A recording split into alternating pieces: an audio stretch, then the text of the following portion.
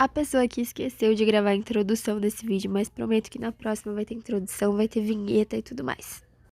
Mas nesse vídeo, como vocês me pediram muito, uns 50 fatos sobre mim, eu trouxe um pouquinho da minha história pra vocês. Bora começar então? Deixa eu fechar aqui da porta. Então, bora começar. Eu acho que o mais difícil no YouTube pra mim é achar um ângulo, uma posição boa da câmera. Eu vou colocar uma tiara pra poder maquiar. Mas aos poucos a gente vai pegando o jeito, né? Então, vamos lá começar? Meu nome é Thaís Matos Oliveira. Eu tenho 24 anos. Eu pensei um pouco porque eu acabei de fazer aniversário agora, dia 23 de julho. Então, eu tô um pouco ainda confuso com a minha idade. E pra mim, sinceramente, não parece que eu tenho tudo isso de idade. Os últimos anos estão passando muito rápido, né? Pelo menos eu tô achando. E aí eu não acostumei ainda, que eu tenho 24 anos já. Eu sou de Itapeva, interior de São Paulo. Nasci em Itapeva e fui criada também em Itapeva, porém na zona rural, num bairro chamado Pacova. É onde fica a minha casinha até hoje, minha casa, o sítio dos meus pais, que eu morei a vida toda. Estudei lá na escola Maria Terezinha de Oliveira, depois na escola José Mucarzel e depois na Silvério Monteiro, tudo ali no Pacova, nesse bairro de zona rural, que eu tenho muito orgulho de ser de lá, de falar que eu sou de lá. E começando, deixa eu pegar aqui a base, senão eu vou ficar falando e não vou maquiar. Então, começando pelo começo, eu nasci prematura. Se não me engano, se eu estiver falando errado, minha mãe me corrige depois. Eu nasci de 7 meses. E como eu nasci prematura, nasci muito fraquinha, já tava, na verdade, passando a hora de eu nascer, né? A barriga da minha mãe tava bem dura, ela conta a história. E tava passando da hora de nascer, então quase que eu não sobrevivi por muito pouco. Mas eu nasci bem doentinha, tive que ficar na incubadora por bastante tempo. E minha mãe conta que uma enfermeira chegou a falar pra ela que achava que eu não ia vingar. Falou com essas palavras, que com certeza tinha acontecido alguma coisa, porque eu demorei a ir pro quarto da minha mãe. Deixou minha mãe muito preocupada. E aí ela foi atrás de mim lá na maternidade, ver se tinha acontecido alguma coisa. E realmente eu tava na incubadora, né? Fiquei por bastante tempo com um problema no pulmão. Então, por que eu tô contando pra vocês essa história? Porque, por mais que às vezes eu esqueça dela, sempre Deus me faz relembrar que essa foi a primeira história de superação na minha vida. Foi onde ele começou a demonstrar o amor tão grande dele por mim, pela minha vida, e que ele queria que eu estivesse aqui.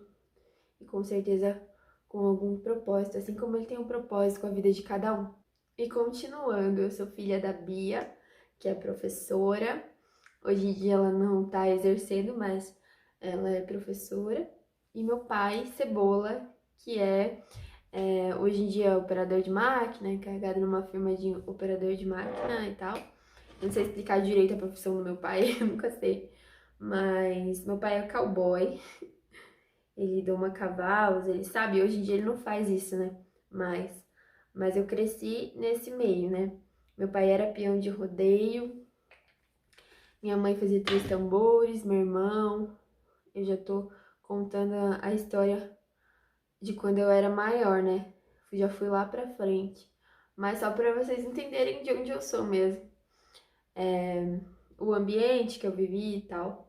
Se vocês quiserem me conhecer. Porque quem tá assistindo esse vídeo é porque quer me conhecer, né? Então tô contando pra vocês. Então eu cresci no meio de cavalo, né? No sítio mesmo, correndo de cavalo com os meus irmãos. Tenho 2 irmãos e uma irmã. A minha irmã cresceu distante de mim. Inclusive, era meu sonho conhecer ela. Quando eu era pequena, eu lembro. Eu falava, meu sonho na escola, né? Meu sonho é conhecer minha irmã. Sempre foi. Eu conheci ela, eu acho que eu tava com 10 anos. A gente cresceu separadas. E os meus irmãos cresceram junto comigo. Que a minha irmã é minha irmã por parte de pai. e os meus irmãos por parte de pai e mãe. Eu sou a mais velha de casa e a Carla é a mais velha de todas. Carla, João e Pedro. E eu, Thaís. Bom, então eu sempre fui a mais velha da minha casa, mas também fui a única menina. Sempre tive muitos primos. Da minha idade sempre eram meninos, então cresci com muitos meninos da minha idade, sabe? E os meus irmãos também, que era quem convivia comigo ali todo dia, meninos. Então, eu acho que hoje em dia eu consigo fazer muito mais amizade com homens, tipo, amizade verdadeira mesmo, assim, que fica duradoura. As minhas amizades são mais homens, e eu acredito que seja por isso, por conta de ter convivido muito, e eu consigo confiar muito mais quando uma amizade de um homem parece que é mais verdadeira. Não sei se é porque eu já sofri também muito com amizades femininas, né? Eu queria muito conseguir olhar pra câmera mais, mas eu tô me vendo pra maquiar, então eu vou olhar mais aqui, tá? Então eu já sofri muito com amizades femininas desde o tempo da escola, então pode ser por isso que eu consigo confiar mais em homens. Eu acredito muito sim na amizade de homem e mulher, sem segundas intenções. Podia falar aqui sobre muitas coisas, né? Mas eu acredito que eu vou fazer muitos outros vídeos desse daqui. Então vai ter bastante tempo pra gente conversar sobre muitos assuntos que nesse tempo, né, principalmente da minha adolescência, muita coisa eu passei que eu posso compartilhar aqui com vocês. Que eu acho que pode de alguma forma acrescentar algo na sua vida. E uma das coisas que eu passei, assim, que foi mais difícil, foi a depressão. A depressão eu tive, foi assim, eu era muito apegada com a minha avó. Nesse ano específico, que foi 2014, eu era muito apegada com a minha avó, 2013, 2014. Tava muito apegada com ela.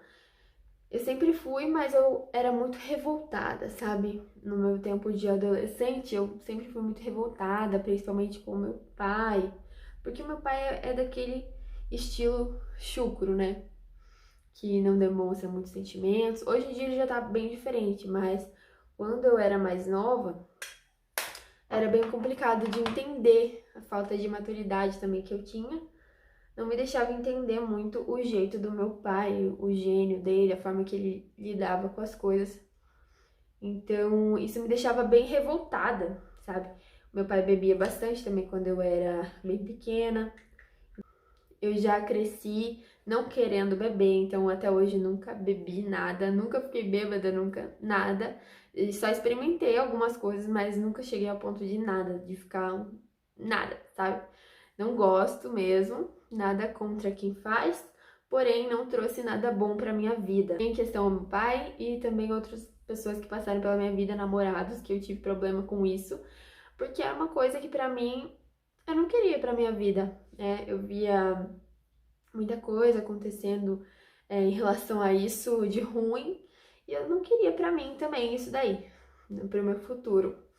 Então, isso foi uma das coisas que eu passei na minha infância, que eu posso falar sobre isso num outro vídeo, mas quando envolve outras pessoas, é difícil você contar, né, histórias que envolvem outras pessoas. Quando me envolve somente, eu não tenho problema nenhum em contar, porque eu acredito que tudo que a gente compartilha dessa forma, assim, conversando, tentando um aprender com o outro, é muito valioso. A gente pode realmente tirar muita coisa boa disso pra nossa vida. Então, não tenho problema em compartilhar as minhas histórias, mas quando envolve outras pessoas é meio complicado, né? Então, assim, resumindo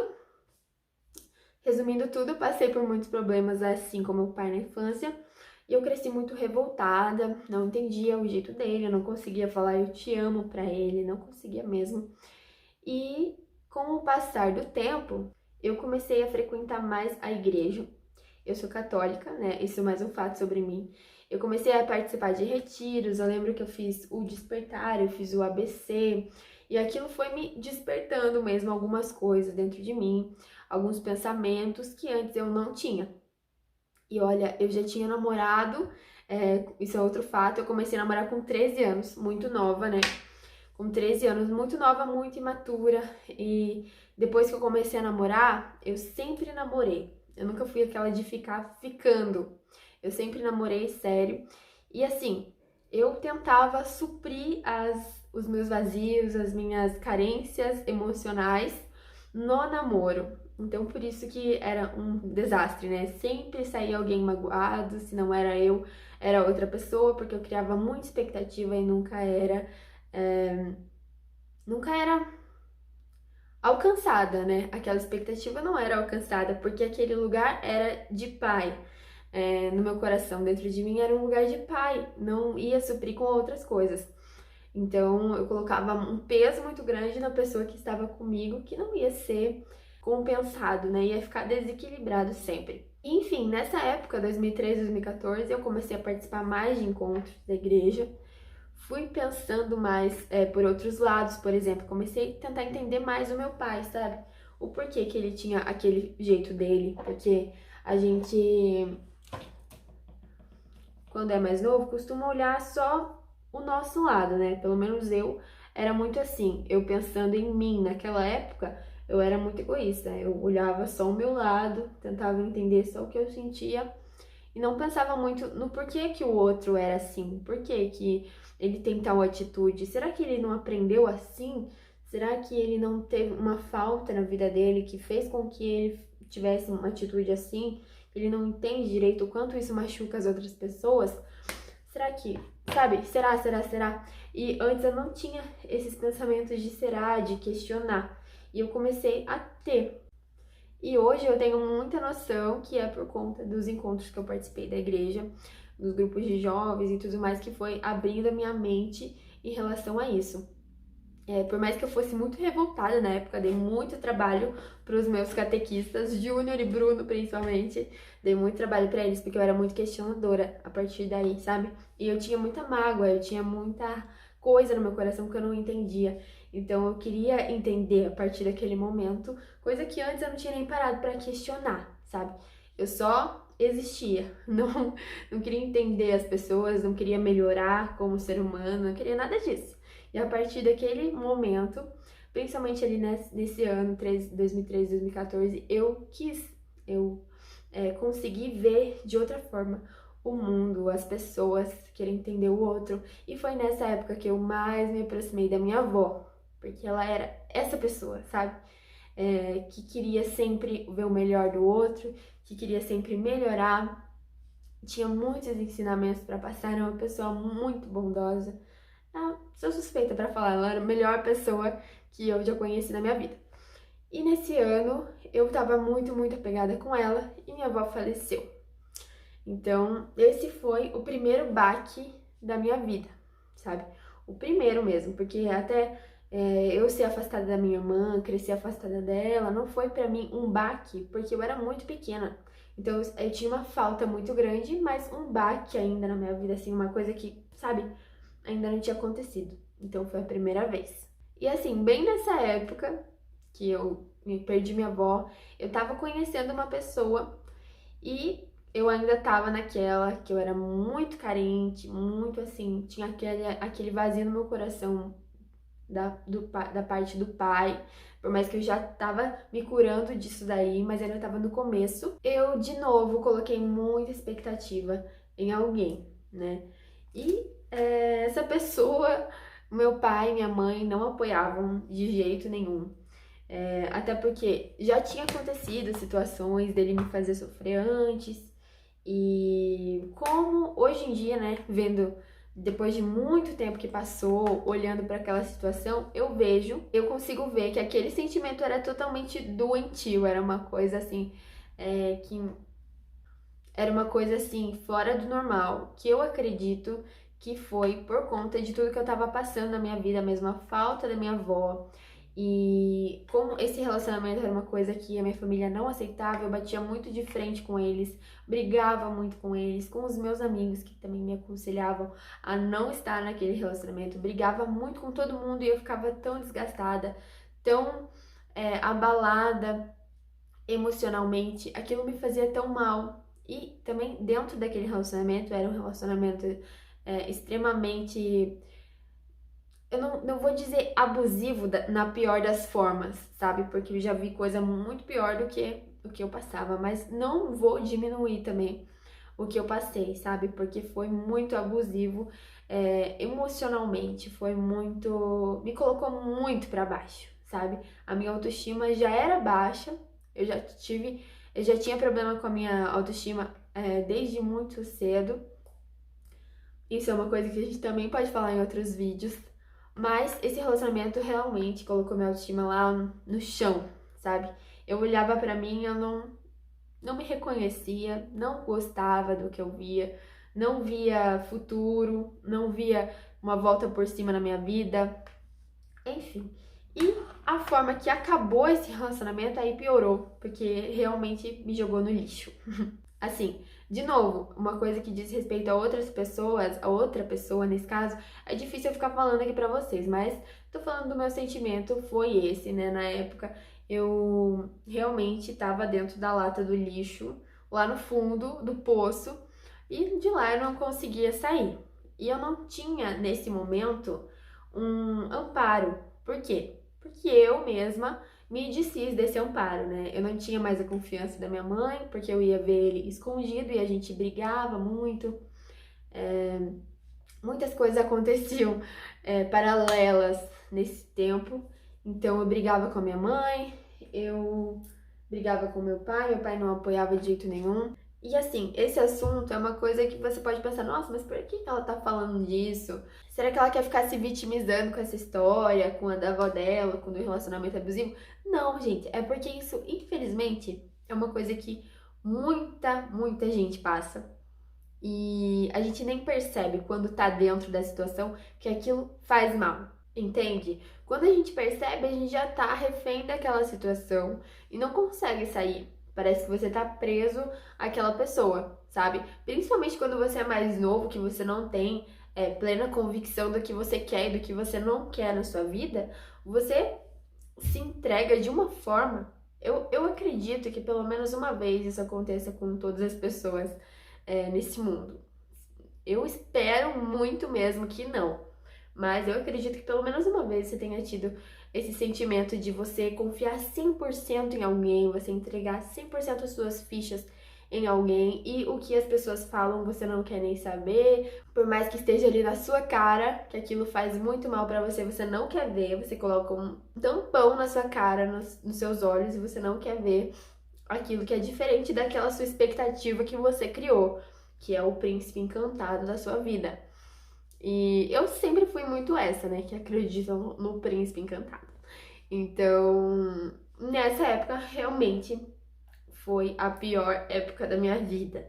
E principalmente depois que esse relacionamento acabou, que foi que eu tava na lata do lixo, no fundo do poço, que eu entrei em depressão. Só que isso daí eu acredito que foi uma junção de coisas, não foi só por causa disso, não foi só por causa daquilo. Foi muita coisa que estava acontecendo na minha vida, muitos conflitos internos. Era muito assim, eu olhava pro espelho, eu não me reconhecia nas minhas atitudes. Esse tempo que eu era revoltada foi muita mágoa guardando dentro de mim. E chegou uma hora que eu não suportei e simplesmente caí. E aí foi aí a grande virada na minha vida, sabe? Mas não foi do dia pra noite, muito pelo contrário, demorou muito. Deixa eu voltar a maquiagem aqui que eu já parei. Então, continuando a história, nesse tempo, né? Perdi minha avó, o relacionamento acabou da pior forma possível que vocês possam imaginar. E eu fiquei lá, frustrada, só chorava, não tinha mais expectativa nos meus sonhos, porque parece que eu tinha feito tantos planos com a pessoa que quando acabou, eu não conseguia mais fazer plano sozinha. Eu me perdi de quem eu era, entende? Eu não sei se você já passou por esse momento de você se olhar no espelho e falar: meu Deus, quem é essa que não sou eu? E quem sou eu? Que eu não tô entendendo quem sou eu mais. Eu me perdi dentro de mim mesma e deu trabalho pra eu me achar. Mas eu me achei. E depois que eu me achei também, aí não me perdi mais. Graças a Deus, se Deus quiser, não vai acontecer de novo, não. Porque hoje em dia minhas convicções são bem firmes, diferente de antes. Muito diferente. Minha mãe tava muito brava comigo por tudo que havia acontecido. E eu lembro que eu tentava conversar com ela, ela não queria conversar comigo. Ela não queria mais me escutar porque eu não escutava mais ela. Então chegou no ponto que a gente não se falava mais, eu e minha mãe. Ó, pra vocês terem noção de como foi forte tudo que aconteceu, sabe? Foi uma época muito ruim mesmo dentro da minha casa. Eu lembro que os meus irmãos ficavam bravos comigo porque eu brigava muito com a minha mãe. E eles viam que ela tava querendo meu bem, só que eu não conseguia ver isso. Eu achava que ela não queria me ver feliz, porque que a pessoa me falava, né? E eu acreditava. Então, a minha casa virou um... Vocês já imaginam, né? O que virou. Só que aí eu participei de um retiro. Era o meu retiro de Crisma. Se chama Retiro Querigmático. Lá no sítio a gente... o retiro de Crisma se chama assim. Eu não sei se é em todo lugar, mas aqui é, né? E aí eu fui nesse retiro, assim, sem grandes expectativas. Eu fui porque tinha que ir mesmo pra fazer a Crisma. E eu ia fazer, então tinha que ir. Eu fui. E tava bem nesses dias, assim, piores, muito piores, horríveis, né? Pra não dizer outras coisas piores, hein?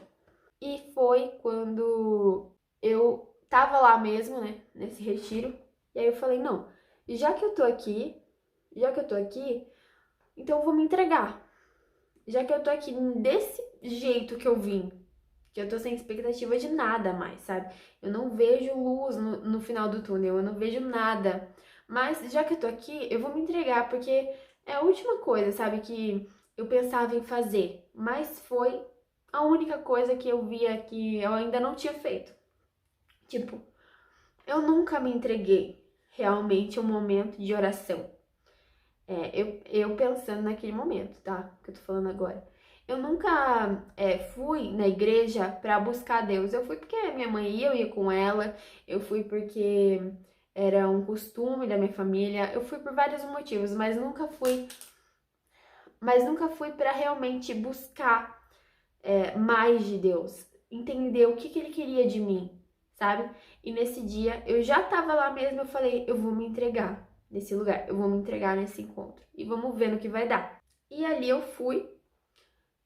Era uma semana inteira de retiro, só que assim, era, por exemplo, segunda-feira era dia de adoração ao Santíssimo, terça-feira era dia de confissão, quarta-feira era dia de outra coisa.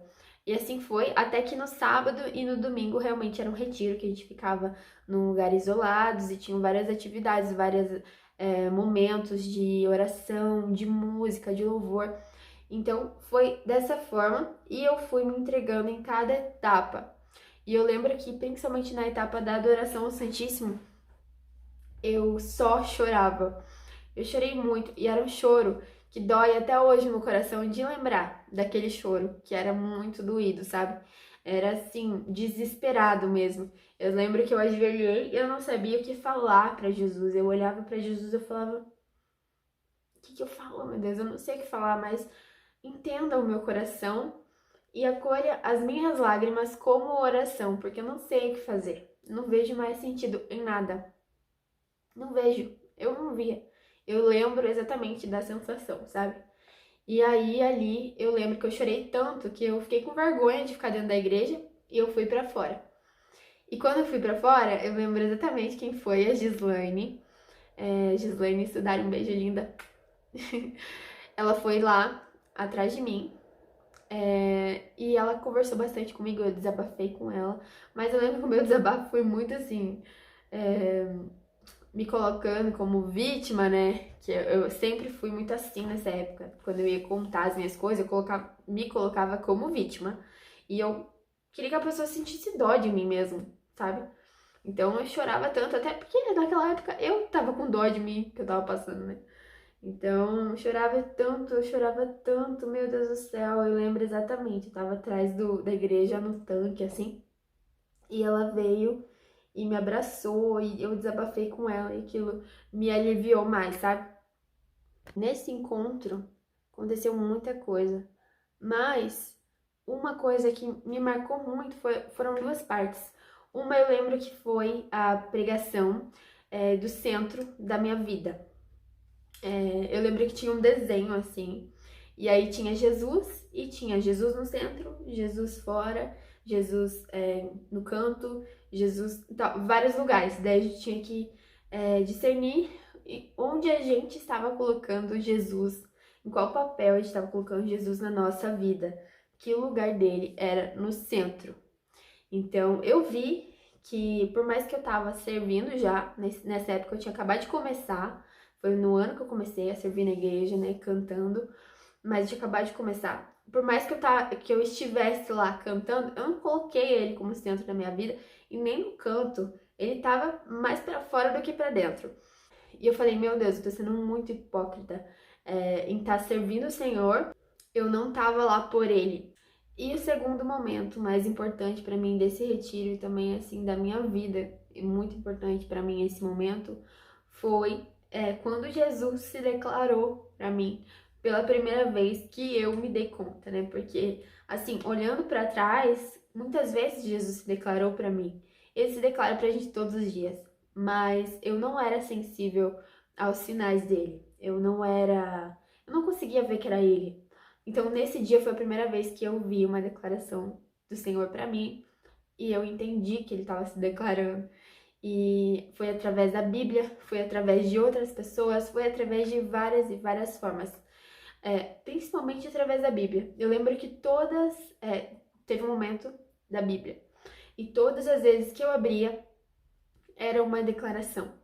E eu não lembro exatamente agora as palavras que caiu naquele dia, mas eu lembro que a mensagem que ficou pra mim é: eu sou o amor da sua vida. Eu sou o amor da sua vida. Não precisa você procurar suprir as suas expectativas, os seus vazios, as suas carências em outras pessoas, nem em uma pessoa, nem em outra, como você sempre tá fazendo ultimamente. Porque isso não vai dar certo. Porque o tamanho do vazio é do meu tamanho. A carência que você está procurando suprir é do meu tamanho. É o meu lugar. É o meu lugar. Você precisa me colocar ali. Deixa eu entrar nesse vazio, porque esse é o meu lugar. Eu vou suprir suas expectativas. Eu vou suprir suas carências. Eu vou preencher os vazios. Eu sou o amor da sua vida.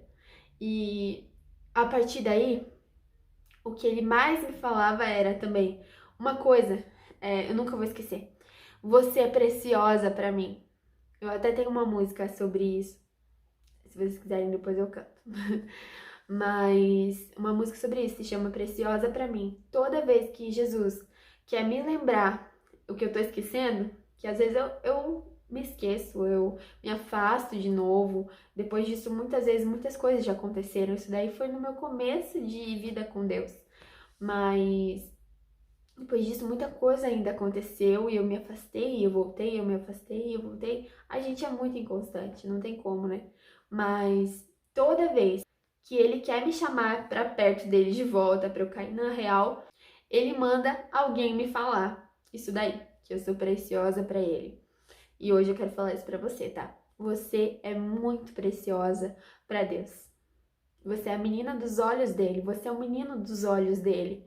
Você é muito precioso para Deus. E os sonhos dele para sua vida são lindos demais. Por mais que hoje você esteja naquela situação que eu estava, que eu cheguei naquele ponto de não ver mais expectativa nem esperança em nada, por mais que você esteja nesse momento, acredite que a história que ele tem para sua vida é muito linda. E um dia você vai dar a volta por cima. Então, assim, tudo que eu passei, eu nunca tive vontade de desistir, de viver. Não. Eu tinha vontade, assim, eu falava pra Deus, ai meu Deus, eu quero estar com a minha avó, sabe? Eu falava assim, mas eu não queria ter coragem de fazer nada com a minha vida, porque lá no fundo eu ouvia uma voz que hoje eu sei que era Deus, me dizendo que tudo isso ia passar. Alguma hora ia passar, ia demorar, mas ia passar. Eu ia conseguir dar a volta por cima, eu ia conseguir a paz de novo no meu coração, ia conseguir de novo sentir um amor que fosse verdadeiro e não ilusão. Eu ia conseguir ser feliz de novo, coisa que naquela época eu olhava, ser feliz? Jamais, não vou ser feliz, não vou ser feliz mais, sabe? Chegou nesse ponto. Infelizmente, é até esquisito falar isso hoje em dia com a cabeça que eu tenho hoje, mas chegou nesse ponto. Então, se você tá passando por isso daí, vai dar certo, vai passar, tá bom? Não alimente esses pensamentos ruins que vem na sua cabeça. Alimente os pensamentos bons. Se aproxime de pessoas que trazem esse tipo de pensamento bom para sua vida, sabe? Positivo. E principalmente, se conectem com Deus. Peça para Ele te fazer sensível à voz dele, sabe? Porque Ele fala com a gente a todo momento, mas por muitos momentos a gente não tá ouvindo, a gente não tá sensível a ouvir a voz dele, sabe? E foi isso que aconteceu comigo por muitos e muitos anos. Se eu soubesse que seria tão bom me entregar a Ele, eu teria feito muito antes. E também outra coisa que eu percebo é que se eu não tivesse passado pelo que eu passei nessa época, eu não teria a vontade que eu tive de dar a volta por cima, sabe? Depois que tudo isso passou, um pouco, né, assim, que aconteceu o retiro e tudo mais, eu tive aquele choque de realidade do que eu tava fazendo com a minha vida, que era tão preciosa, o que eu tava fazendo com os meus sonhos, que eram tão preciosos, sabe? Eu tive um baque mesmo, uma coisa assim, que mudou totalmente tudo pra mim. Depois disso daí, eu tive tanta vontade de virar o jogo, eu tive tanta vontade de vencer na vida. Por algum momento eu pensei até em para provar para as pessoas que desacreditaram de mim, para provar para a pessoa que me fez sentir um lixo, que eu conseguia. Mas hoje não. Hoje é para provar para mim mesma que eu sou forte, que eu consigo vencer as batalhas. É para mostrar para o meu Deus que eu confio nele e que eu peço forças para ele a cada dia, porque eu não sou nada. Sem ele eu não sou nada. Porque se não fosse ele, eu tava lá até hoje, senão num buraco maior ainda. Porque eu não ia conseguir sair sozinha, até porque eu não tinha mais a minha família comigo. Não porque eles não quiseram, mas porque eu não quis. Eu afastei eles de mim. Eu perdi a confiança deles, dos meus amigos. Então eu não tinha ninguém, mas eu tinha Deus. E era o que bastava para eu sair daquele lugar. E eu saí. E eu consegui. Então, se eu conseguir, com certeza você consegue, tá? Com certeza, assim, ó, absoluta você consegue. Então, depois disso, eu já passei por muitas coisas. E vai ter que ficar pro próximo vídeo, né? Porque senão não vai dar. É muita coisinha pra contar só nesse vídeo.